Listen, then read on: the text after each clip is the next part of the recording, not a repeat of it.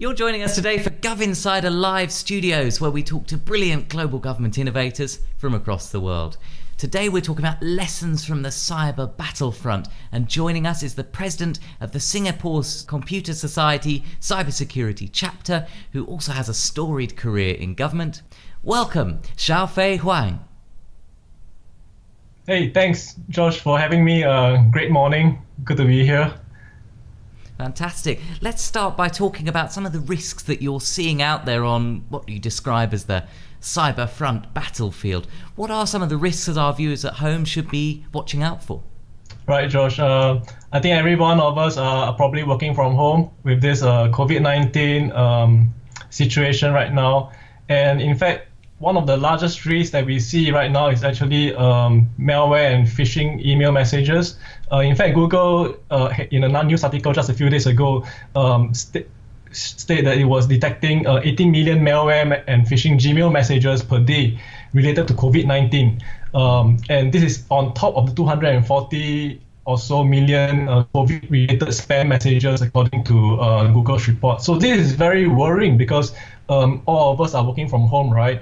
And sometimes we have to get our work done with our email and so on. So phishing is really a large threat right now.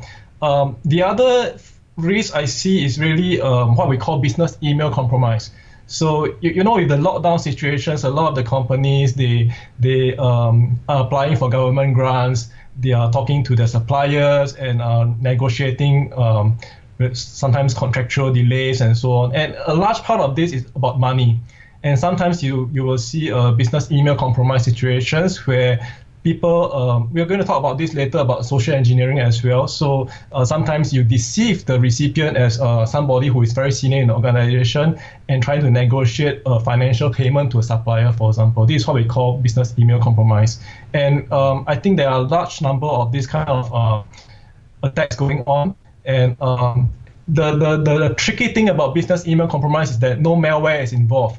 You do not download viruses. You do not download any software. It is purely social engineering. I tell you, I email you. I tell you that I'm your supplier. I need your help. Can you give me a payment for the time being, just to keep my cash flow going? And that's how the attack happens. The third risk I would say is actually we are now looking at addressing all the immediate problems that we have with the COVID situation, like employees trying to work from home, provisioning equipment, and basically functioning like a help desk to help the employees work from home.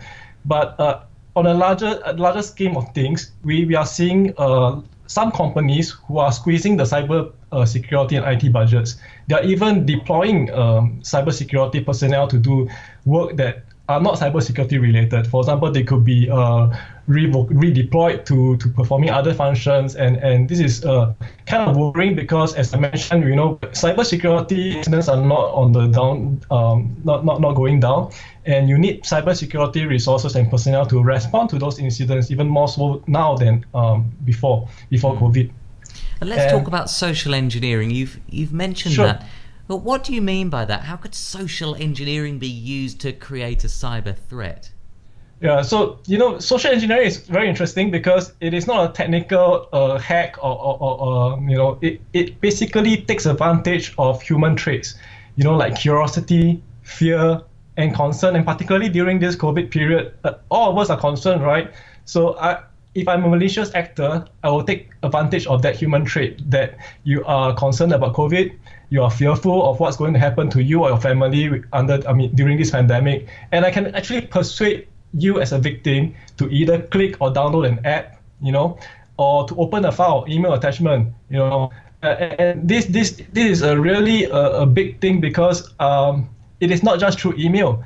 We are seeing what we call SMS phishing or smishing in short. I can I think we have seen an example of this about a month or so ago, when you see fake SMSs that are impersonating as SingPost, the Singapore Post postal service, to say that you have received a package. Now, what if I told you that actually it is a package from the government that is a COVID-related something, and you will fall for it. So that is why social engineering is, I would say, is a very dangerous channel to cyber attacks. It can't be prevented. You will always see this kind of actors going around taking advantage of this. So what can we do to minimize that risk? As I said, this is not a technical problem. It's really about cybersecurity awareness. So the government in Singapore has done quite a fair bit in terms of educating the public on this. And most recently, we have IMDA, who has instituted, a country code indicator on phone calls that come from outside of Singapore. So you have a plus symbol in front of the phone number. So this helps the public actually understand and identify what are possible scams. And really, this is not just a cyber attack. It is a combination of both the social engineering as well as the cybersecurity technical attacks. So this is really, you need to have more awareness. You need to educate the public, and they need to know what to do in case they fall victim. Who do they call? And how do they respond to these social engineering attempts? We are live now on Facebook Live, so if you have questions, please put them in the comment section for us, and also please help us by sharing this on your profile so we can reach and educate a wider audience around the cyber threats. Shaofei, you mentioned remote working is a particular problem in cybersecurity. Why? Yeah. Well,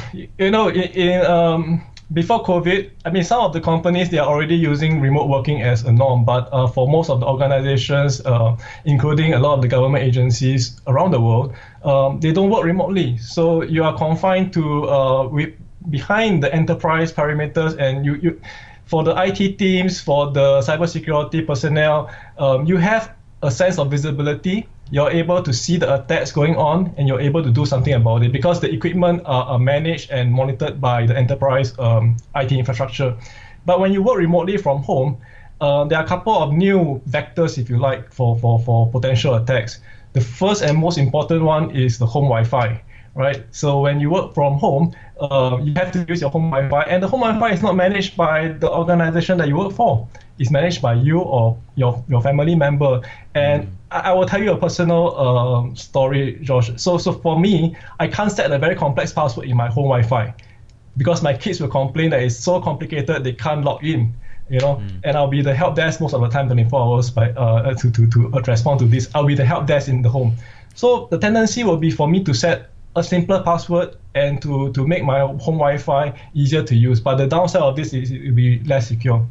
Now, the second problem is, what if you use your own personal equipment, for work purposes, right? So at home, you are not confined to just using the company PC or the company laptop to do your work. You can use your phone, you can use your iPad, or what have you. And those devices are not managed by the enterprise or the organization. So back to my point about visibility is that you lose visibility of these potential threats and incidents that might be targeting your organization, but are happening outside the perimeters of the organization. And that is really a big concern for cybersecurity, I think. And I note in the past you've also warned of cyber fatigue. Yeah. What's this, and what can we do about this, especially as we're working remotely with more of these threats constantly coming in? Josh, the cybersecurity is such a huge topic that there's no chance on earth that you are able to bring the risk to zero. But a lot of the organizations, they work on the premise that, we control what we can control, we control what we can see.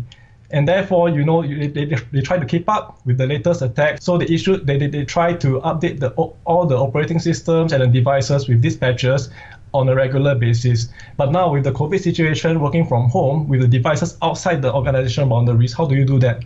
It's a Sisyphean task to even know which are the devices that you are basically responsible for, because as I mentioned, Josh, some of the equipment do not belong to the organization. So today's security updates fixes the problem that appeared yesterday. It's not you're already behind the times when you implement a patch, and that's why you have a sense of fatigue. The cyber fatigue is that, if I'm always behind the curve, I might as well just give up instead of trying to stay ahead of the malicious threats that are going on out there. At the individual level, at the employee or the personal level, is that cyber fatigue means that we could also mean that we are constantly being forced trying to be forced to use complex passwords or even different passwords for different email accounts. We are told that we cannot do this, we cannot do that with our enterprise PCs and accounts. I think there's good reason for that. But when you work from home, sometimes you just don't have a choice. You make certain choices, but sometimes those choices you might just fall into the trap that I'm just tired. I'm just tired of all those controls that my organization places on me. I can't work like this. So you tend to take the shortcuts, and that is why it is a problem, right? I think the solution to this is really to help the employees, the personnel, do their work, understand what do they require, and then you try to educate them what are the risks, so that they can make an informed choice of what to do. And many of our viewers are leaders in government or public service organizations, and they will of course be deeply worried about the security of their data and their critical infrastructure systems as well. What would you recommend that those folks in government be doing to ensure that they're creating safe and secure organizations? That is really a interesting one.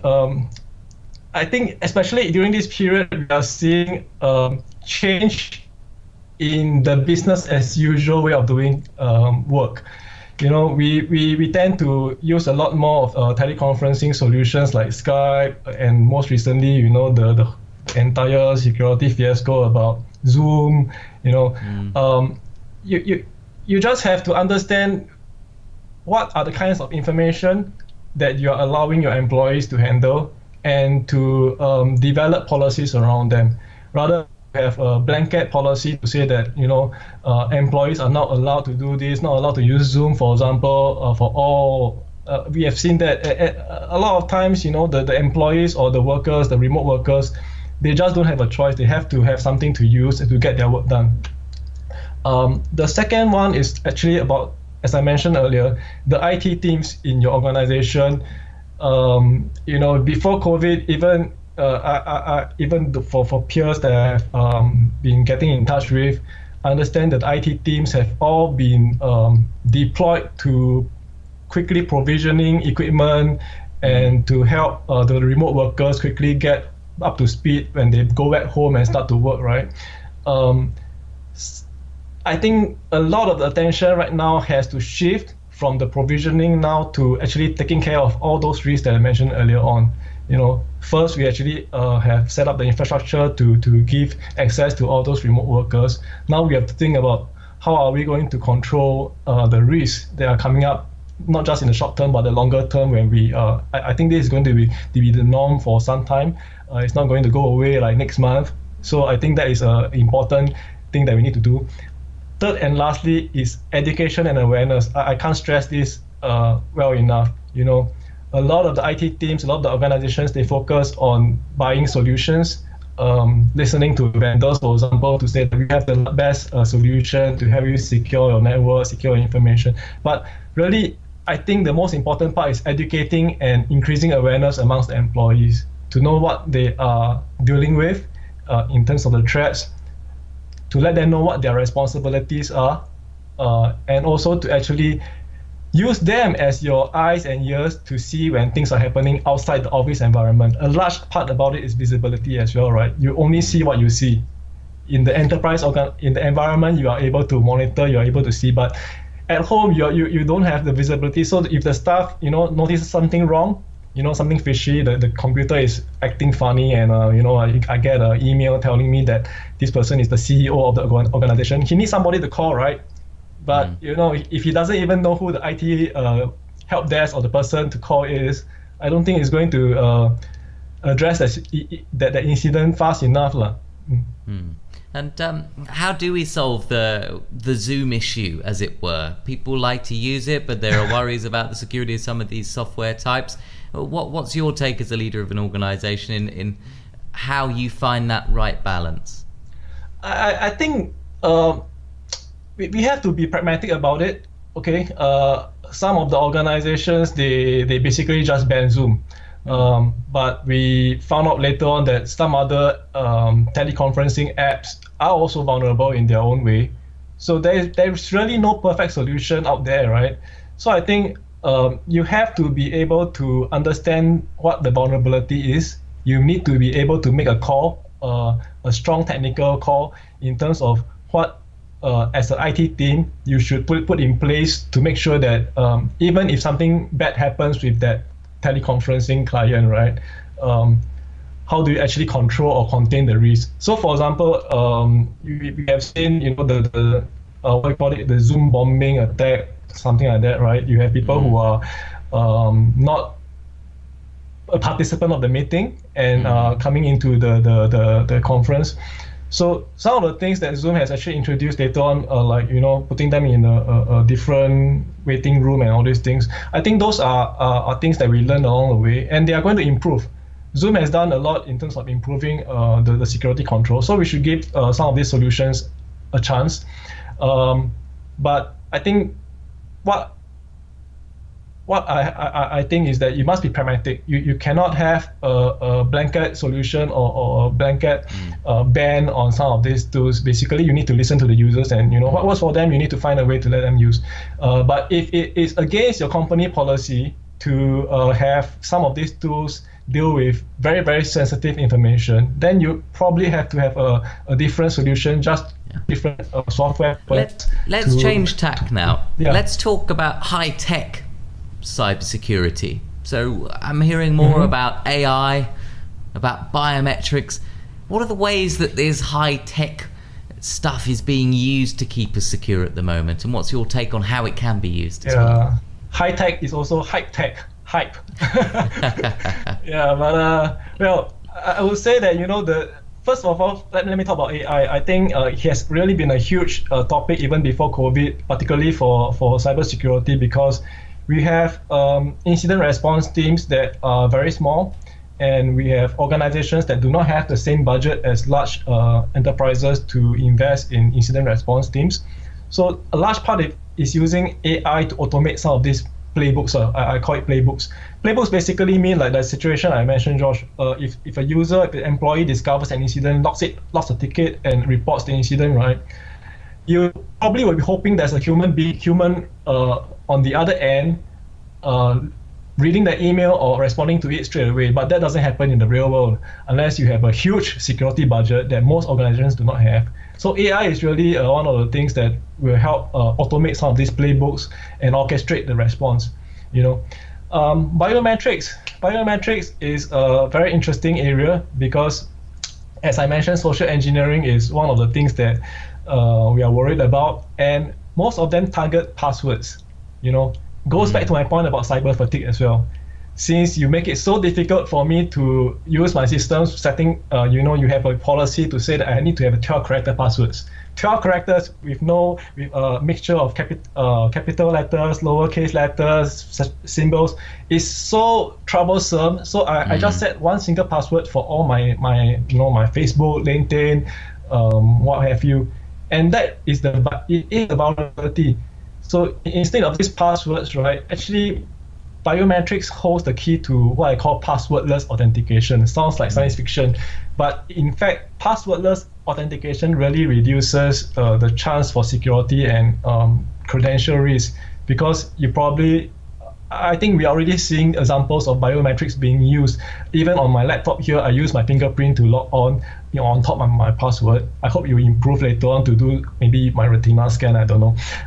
But I think biometrics is really something that we will have to adopt to actually address the cyber fatigue issue, to also to counter some of the social engineering methods that I've described earlier on in this interview.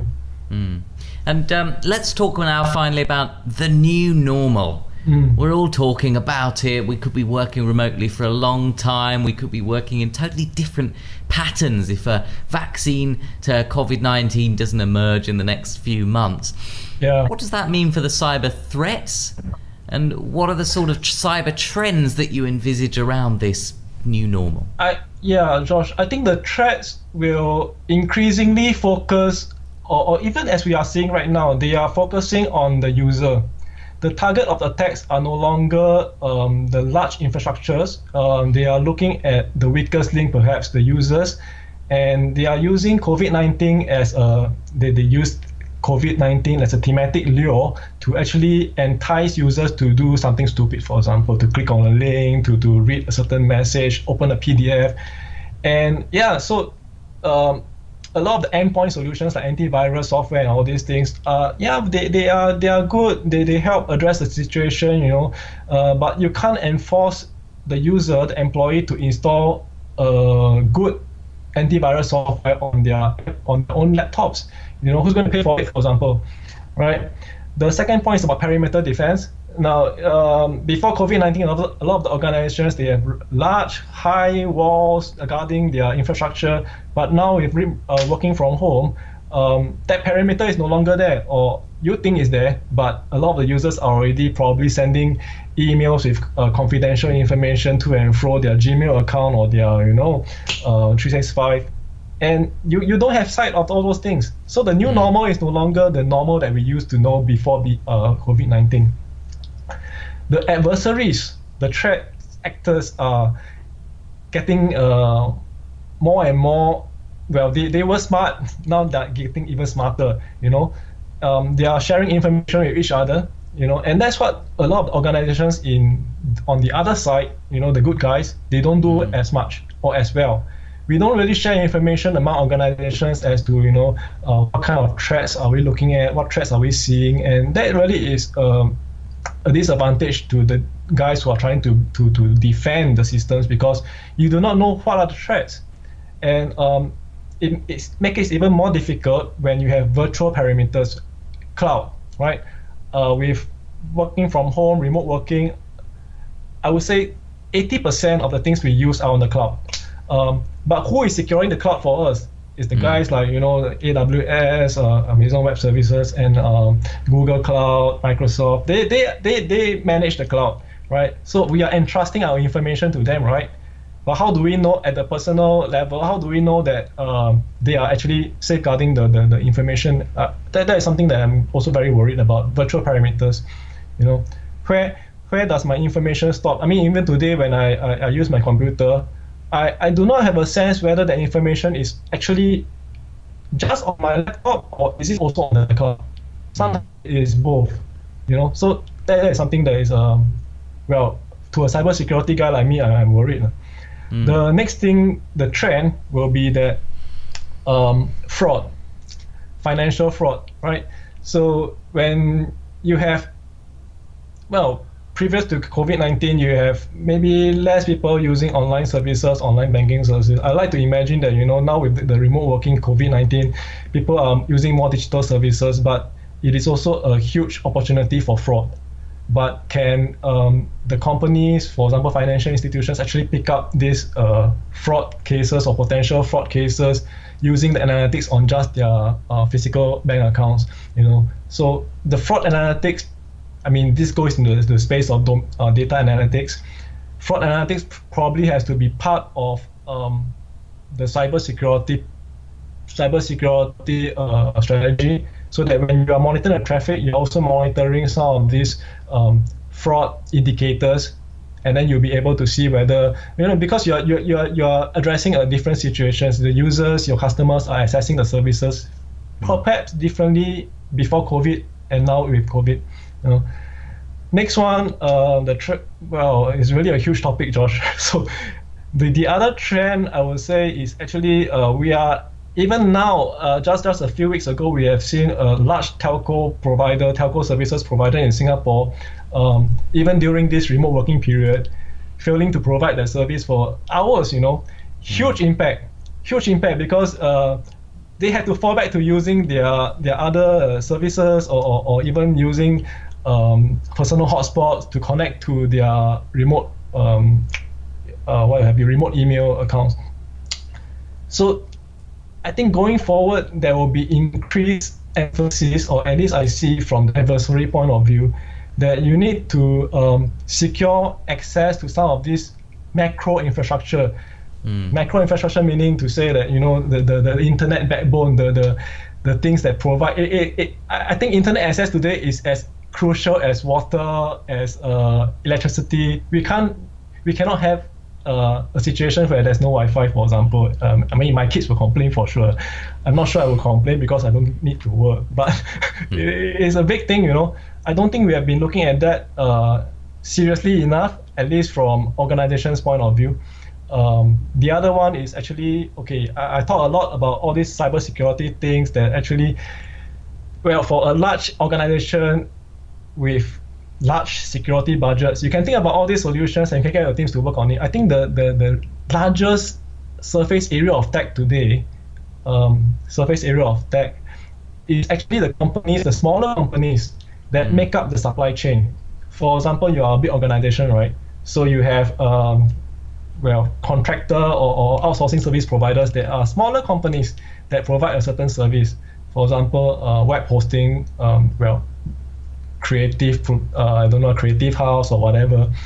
So these companies, they do not have the same kind of large budgets to do cybersecurity. But do they need to have help? Do they need help to actually secure the way they work, the way they run their business? Of course they do. But what kinds of avenues do they have, So I think one of the trends going forward is probably some of the security services today may have to come together as a security as a service. Security products will have to come together as offering, an affordable offering to smaller companies, smaller organizations to provide security as a service. For example, incident handling, installing some of the patches, rather than having to come out with a budget to actually hire somebody to do the work. Of course, it would be best if they have, but I think from a perspective that the organizations do not have enough budget already with this COVID situation, I think this is one of the trends. That's fantastic. Thank you so much for your time today. Everyone stay safe out there, and we really appreciate it. Shaofei. Thank you. GovInsider Live Studios is brought to you in partnership with Micro Focus, and joining us right now is Neil Pandya, Cybersecurity Specialist for Asia Pacific and Japan at Micro Focus. Welcome, Neil. Hey Josh, thank you. How are you? I'm well, thank you. And yourself? I'm doing good, all things considered. And let's talk data, because that's one of the issues we're hearing a lot about. How can agencies keep their data secure? What a timely question. Look at all the data that we're collecting about citizens at the moment, where they're moving around, and what an important measure that we've had to take to ensure the safety of people, that to protect lives. We're collecting all this data to make sure we have the right information. We can do the right analysis on where people are moving around, positive cases of COVID, where we've seen occurrences of that.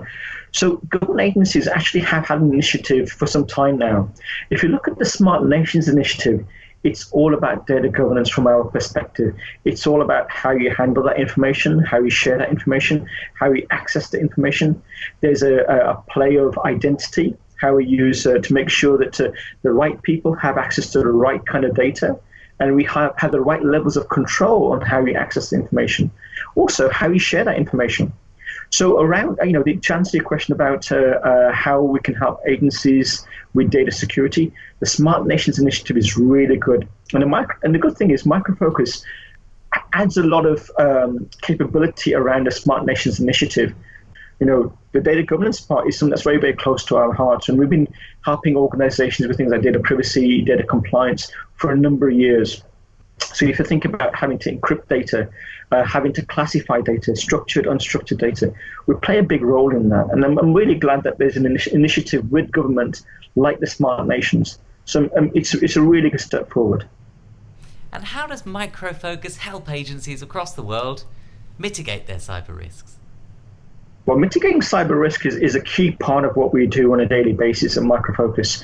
So what we do is we look at this as a layered approach, if you like. And identity is a big part of that. So that's all around identity governance, how we administer your identity, how we do the life cycle of your identity from when you join an organization to when you leave. That's all about identity governance. But what about access management? So we have capabilities around access management, what you have access to. And we put a lot of machine learning around all of this as well. And then this data governance part, discovery of data, governance of data, right from collecting to disposal, archiving, all of that, we do that. The kind of controls we need to protect data, whether it's encrypting. whether we need to master data for development and testing environments. So we have a lot of capabilities around that. Then we look at application security. So this is another area of cyber risk. Are you developing applications securely? So we have capabilities that look at the whole software development lifecycle and make sure you have the right security controls to mitigate risk in your applications. But we don't just stop there as well. Okay, we look at things like the overall monitoring of your infrastructure. We collect events from different logs, and we do security event called real-time correlation. And that's really important for us because we can give you real-time threat detection into the events that we are monitoring. And believe it or not, there's another layer above this, which is the machine learning and the AI as well. So we do a lot of analytics, and it's unsupervised machine learning that gives us new insights into what we're seeing. So we look at cyber risk and addressing cyber risk as a layered approach to that, depending on where you are in your maturity and what your requirements are. And let's talk about that further. What are the big trends that you're seeing in cybersecurity, and how does some of this new technology help with that? You know, tech is playing a real big part in this. I have to really, tell you that some of the advances that we've seen in technology, if you think about the speed at which we can process information now, the compute power that we have today compared to many years ago, it's really, really allowing us to protect information at very, very different layers and really improving our cybersecurity capabilities. So now enhances in storage technologies allow us to protect information even at the storage layer with much, much more greater capabilities. Also, what that's allowing us to do is to improve some of our skills as well. Look at data science, because we can compute and do analytics at a greater pace because we have that compute power. Our skills around data science have improved as well. So we can apply a lot of mathematics to the events that we collect. We can get new insights. We're seeing areas around machine learning and AI, unsupervised machine learning. So we can look at things like, insider threat. We can apply mathematical models to that to understand behavior. These are some of the things that we couldn't do before. So technology is really playing a big part in this, but it's also the maturity that we're seeing as well with enterprises. A lot of the enterprises now are maturing to a level where they can really appreciate the technology that's available to them today that wasn't around before. And we're all, of course, working remotely as well. How can organisations adapt to this new world of remote working and make sure we stay secure out there? Well, that's a very good question. And I really want to say hats off to all the agencies and tech companies, and Micro Focus is one of them, who stepped up. So to help you and I work remotely, and everybody else is working remotely, and to reduce the risk factor, a lot of tech companies have offered promotions, the use of their technology for free. And Micro Focus was one of those tech vendors who said, look, we're going to put our hand up, we're going to exercise our civic responsibility here and make sure that if you need people to work remotely, whether you're a customer of Micro Focus or not, we're going to help you. So the first thing we did was we have technology that allows access of authentication, for example. So this is your multi-factor authentication, your one-time password. So we allowed companies to use this for free. We also allowed companies to use our encrypted email service for free as well. So it's a plugin to O365. You can. So all it means is that the content that you send through emails, now that you're working remotely, is going to be encrypted. And other areas that we've helped organizations on in as well. So I think remote working has introduced some challenges around security. And we've been, like a lot of other technology vendors, we've put our hand up and said, look, we're here to help you. And we want to make sure that during this time, you can safely allow your employees to work remotely and carry out their responsibilities. And many of our viewers are curious about insights into the future. What are some of the trends that you're seeing? What excites you at the moment? Oh, wow. This is especially areas of cybersecurity. I think we're seeing areas where we may have overlooked previously. Previously we thought everyone's going to go into the office and they're going to work there. Now we're seeing different trends, right? We're seeing that, people are working remotely, they need to access information, they need to, so we need to have a more deeper level of monitoring. We need to have better controls around the information that we want to protect and also how that information moves around. We're also looking at platforms that are a lot more agile and a lot more resilient to remote working as well. So in terms of the kind of trends that we're looking at post-COVID, I think those are areas that really excite me, is how are we going to apply security. You mentioned earlier about the technology enhancements that we're seeing. That is available to us. A lot of our enterprise customers haven't really embraced digital transformation. I think they're going to be encouraged to do that, post-COVID, because one of the things that we've seen that the customers, the enterprises that had embraced digital transformation have seen a reduced impact as a result of remote working and so on. So I think we'll see an uptake in that. But security really does drive digital transformation. So I'm quite keen to see what areas of cybersecurity are embraced in that process. And Micro Focus is a big role in that. Yeah. And one of the trends that we're seeing is around DevSecOps. Perhaps you could explain what is DevSecOps and how can that help keep us safe out there? I think DevSecOps is going to play a big role post-COVID-19. We're going to be looking at applications and how we develop applications so they're suitable for remote working. I think that's going to be the standard. So so everyone's going to now have a mobile app for every app that they have in-house. So I think, and all the things that we need to make sure that those applications are developed securely right from early on. You may have heard of the term shifting left. So by shifting left, we mean, we test earlier, and it's not just testing the functionality of your code, but it's also testing the security of your code as well. So that's shifting very, very early on into the software development lifecycle. And Micro Focus has a lot of capabilities around how we develop secure applications. Now, what we're also doing, looking forward, is how we integrate the development of applications using our application security testing, but other areas of like how we protect data. So we're trying to weave those capabilities into the application security development as well. So we security develop applications, but also the data that you need to protect can also be, those capabilities can also be weaved in, because we do have a lot of very strong capabilities around how we protect data. And final question, if folks want to work with Micro Focus, if they want to learn more from you, what should they do? First of all, a great place to start is our website. We've got a lot of information on there. And actually around security, we've got two really good channels on YouTube. There's a SecOps channel, which is really SecOps Unplugged, and there's Fortify Unplugged. So, if you're interested in application development and you want to learn about how you develop applications securely, we have a Fortify Unplugged YouTube channel. Subscribe to that. You'll get a lot of useful videos. Now, the SecOps Unplugged is very, very interesting, especially if you're into security monitoring, cybersecurity. That has a lot of good information, and there's some very good information on machine and human teaming, which is all based around machine learning and how we leveraged machines to help us, especially around cybersecurity.